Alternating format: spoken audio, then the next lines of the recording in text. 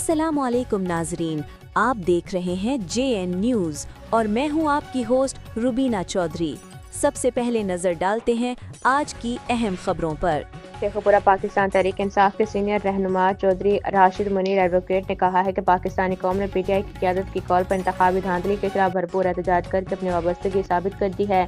PTI से इंतखाबी धांधली के जरिए हक इक़्तिदार छीनकर वफाकी हुकूमत नून लीग को देने का गैर जमहूरी फैसला अवाम ने कबूल नहीं किया। बाशऊर कौम मौजूदा हुकूमत का फौरी खात्मा चाहती है ताकि अवाम के हकीकी मुंतखब क़यादत इक़्तिदार संभाल कर मुल्क कौम को दरपेश मसाइल का हल यकीनी बना सके। पार्लियामान के 2 सालों में ही वाज़ेह हो गया कि वफाकी और पंजाब, सिंध, बलोचिस्तान की सूबाई हुकूमतों को अवाम का एतमाद हासिल नहीं।